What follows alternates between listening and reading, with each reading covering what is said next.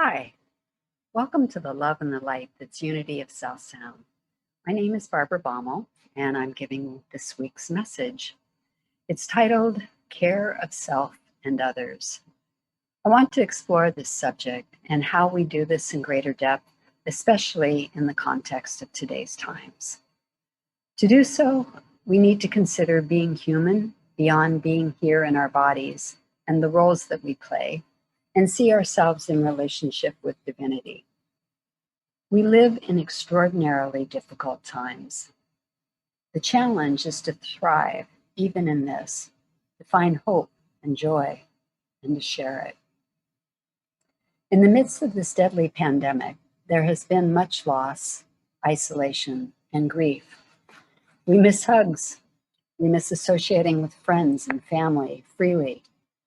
Some of us have lost much more than a sense of safety or being carefree.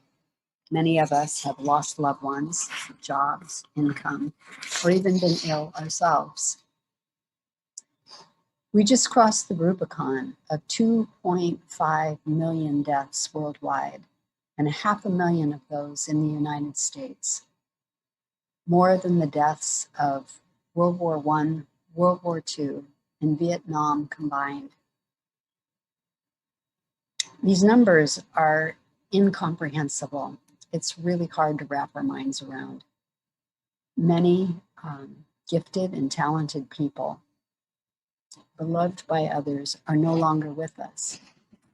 The hospital chaplain, I see how hard this can be. The losses are real. Spending time with impacted patients and families and seeing the inordinate impact on Pacific Islanders, Blacks, Native Americans, and Hispanics causes me to reflect on how we can nourish hope and joy. Our challenge is to thrive, to care for ourselves and others. Our bonds to others are not only important, they're essential. We're not built for isolation, we're wired for connection. And our fate is bound to that of others, to our loved ones, our community, and our larger whole. Outwardly, there are lots of reasons to hope. Many have been working towards solutions for a long while. People have made masks, educational videos, air systems, done research, and committed incredible acts of love. Vaccines have been developed in record time, and as more of them get in arms and are administered, and as we mask up and observe social bubbles, the virus is being denied new hosts. While we're in a race with time, with the new strains, the emergence of new strains, the numbers of new infections, hospitalizations, and deaths are falling. Together, we can accomplish much. The best of intentions, cooperation, and the angels of our better nature are powerful. These are the seed thoughts of my energy and my prayers. We are finding a way to a new normal, to greater safety and to hope. But much of this work is done inwardly, through our self-care, reflection, feeling a sense of purpose, and renewing our intentions. In Mark 12, there's a chapter of Jesus, or there's a story of Jesus, where he's being overheard by one of the temple scribes. And the man is impressed with the answers that Jesus is giving. So he approaches him and he asks him, which commandment is the first or the greatest of all? And Jesus answered, the first is, the Lord our God is one. You shall love the Lord your God with all your heart, all your mind, all your soul, and all your strength. And the second is this, you shall love your neighbor as yourself. There are no other commandments greater than these. When I first heard that, I didn't make it to the last line because I had been taught to love your neighbor better than or instead of yourself. So when I heard this, I involuntarily gasped. It just hit me. It was just a shock. So we've done a lot of, Reverend Jeffrey's had a lot of talks about love lately. And clearly, these dimensions of loving God and loving ourselves and loving others are closely related. I'd like to explore loving God, or even the idea of God, for a moment. When I ask you, what is God? What do you think of? Do you think of a super being, the Sistine Chapel, Michelangelo's painting, one power, one presence, nature? We hold in unity that God is everywhere present and in all things. Those are our first and second principles. Throughout history, it's been said that God is love, or that God is the totality of all that is. The Lord is one. Karl Rahner, a systematic theologian, insightfully observed that the very nature of God is to give of itself. God is God's self-expression that doesn't bring us, God is God's self-communication, that doesn't bring us a remote, unencompassing distance, but rather it brings this mystery that communicates itself to us. We are not alone. The infinite encompasses the finite, and if we listen and look and ask, and sometimes even when we don't, we experience God. We move beyond the words and the descriptions. But as we begin to talk about them, these experiences of God are, of course, mediated by our history, our language, our culture, our families, and our time. So how do we love God, ourselves, and others? How do we love fully and with all our strength? Eric Butterworth invited people to claim our birthright as heirs, as beloved children of God. Don't ask, he said. Claim your good. Affirm the truth. God is ever present. God is always centered in us. And we need to become centered in God. Not the idea of God, but the experience of God. So how do we do this? I think we need to move beyond the stuff, our mere physical being, our roles, expectations, worries, and fears, and focus on our deepest longings. For those are the parts of us, the parts that have been planted in us by God, that are part of an implicate order, a part of the totality of everything that is. Loving God with all of our being is to move beyond the measurable surfaces and to be in relationship with what is, with ourselves as we are, our circumstances, and others. In God, we live and move and have our being. Also, meditation is great. We can change our physiology, calm ourselves, improve our intention, and when we get upset, we can regroup faster in experiencing those upsets. Also, seeking out people that nourish us, that are our best supports, that soothe us when we're in a tough spot, is also an act of love. This means being vulnerable, of course, letting people see us at our less than best, and being open to receiving, being grateful for friends, being a friend. And if it involves embarrassment or shame, those aren't fatal. And empathy is an incredible antidote. Another way is to get to know your own soul, that part of you that is in touch with the transcendent, with the mystery of life, with Christ consciousness, with guides, angels. Also, tell your story. Yours is unique, and it's important, and it has something to contribute. Everyone matters. Discover the talents and accept the gifts of your unique life and share them with others. And don't wait until you're ready either. This is easy, right? And in some ways it is. In some ways it's simple and easy. We are beloved children of God, heirs to the kingdom. Grace, like mercy, doesn't need to be earned. It's ours to be received. And God is generous. That generosity is a primal attribute of God.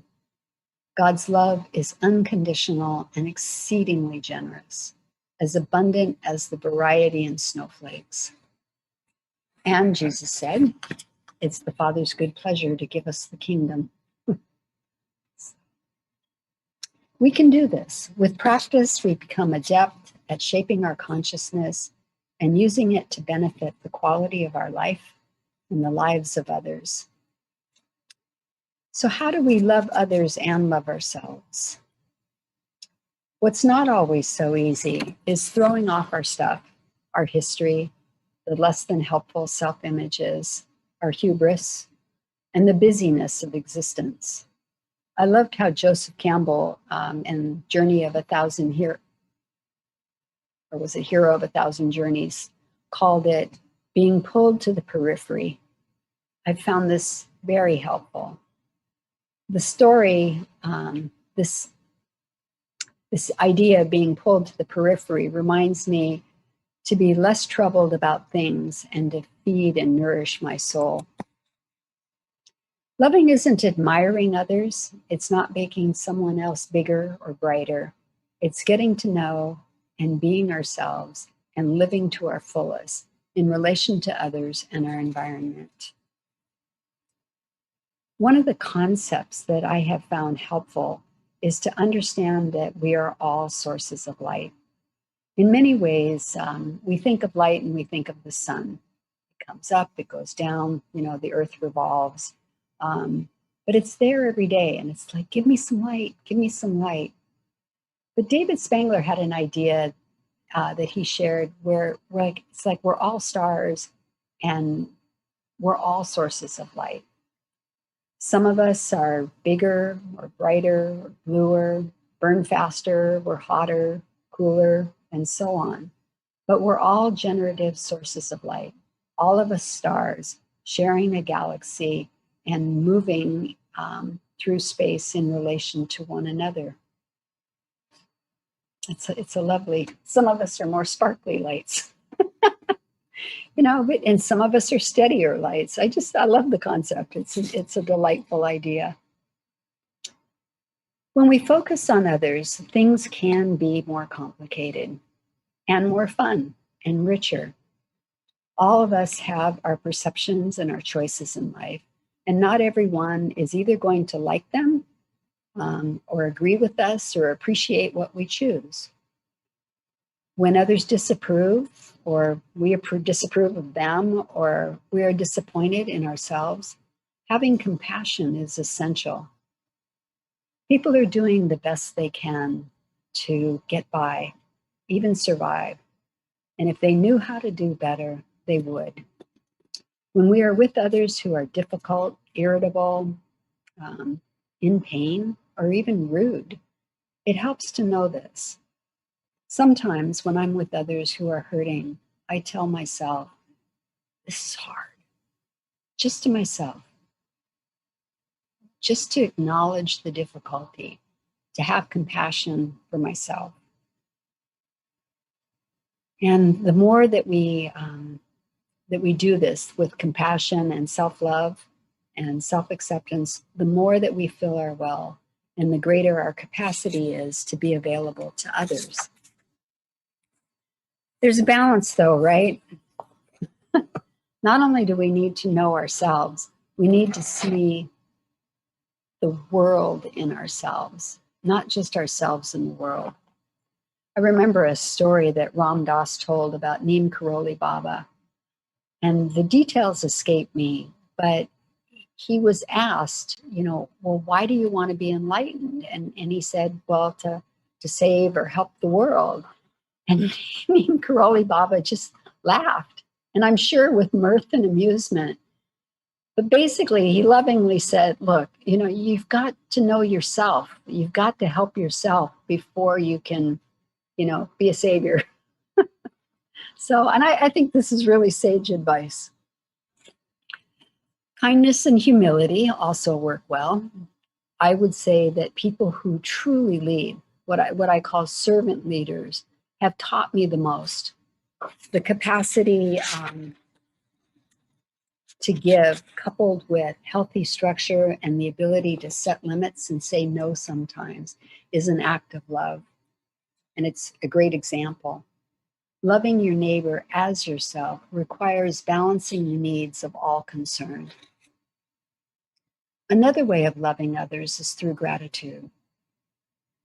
Even in difficult stuff, say, this, I'm grateful for this. May not know why for a while, but it can be hard to do at times, but it's worth asking, what's good about this? As I'm sure as it is for others, there have been events in my life that I wouldn't wish on anyone. And yet those experiences bear gifts. Sometimes they've taken time to recognize. Nevertheless, I cannot even count the number of times that difficult circumstances from my past have helped me recognize and empathize with others who are suffering or having a tough spot. And it's much easier to be confident and say, you're going to get through this. You can do this. It's okay. You're okay. Asking for help. Funny thing is that when we share our dreams and our longings and our hopes and ask for help, others want to help us. We're wired this way. This is a way of being in the universal tides of giving and receiving. Part of how we do this also is to reach for God. We often say that God is everywhere present and that all things are possible through God. And the truth is that God works through us and others, and we have an ability to discern this. You or I may be the love of God or the expression of spirit present in any given situation. When we look for it, we see it better. Do we lose it? Sure. It's good to have a sense of humor. If I didn't laugh at myself, I would miss a lot of material, a lot of laughs. And it's the best if we don't take ourselves too seriously.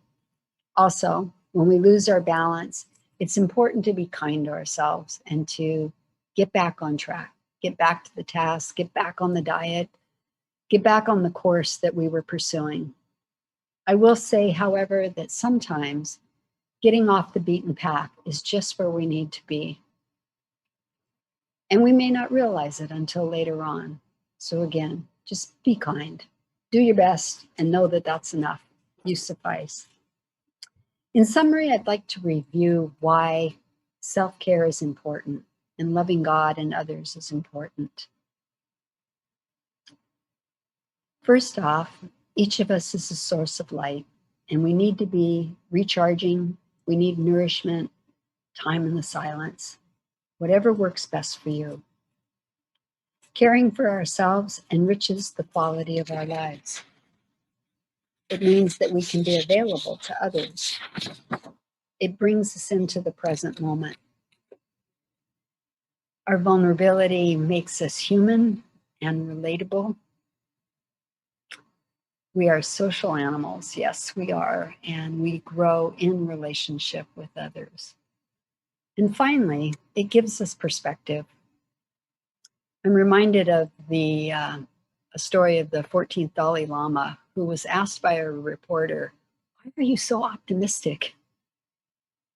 I think I said by a reporter. Anyway, he said, well, really, the bad actors are only a handful.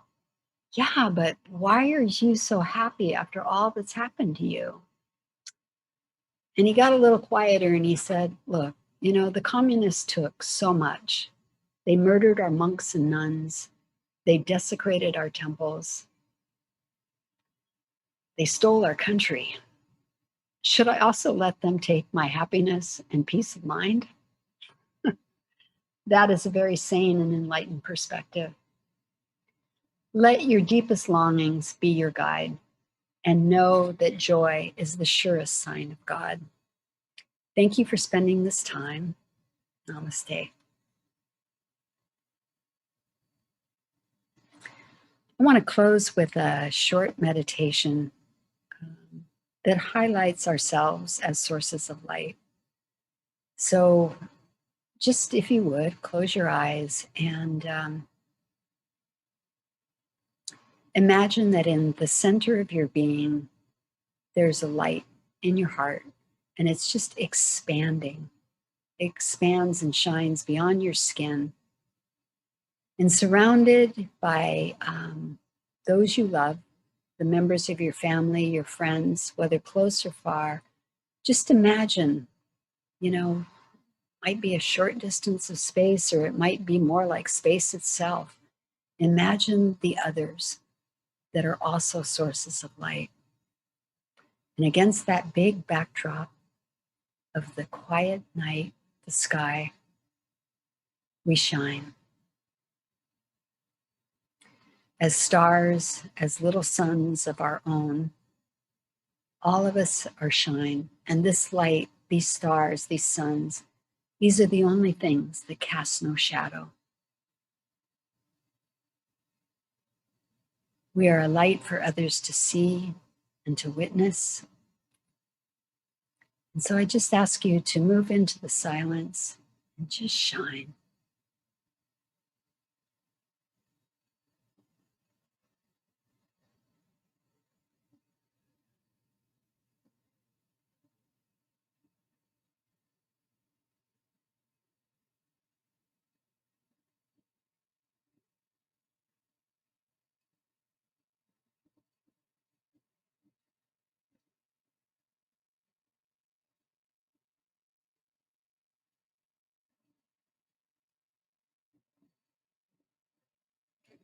We're all light. We're all made of stardust and spirit. So I just invite you to know that as a light in this universe, you shine. And as you shine, you can't possibly know how much your light and the things that you do influence, uplift, and are a benefit to others. So many blessings. I wish you well, and I will see you again sometime soon. Bye for now.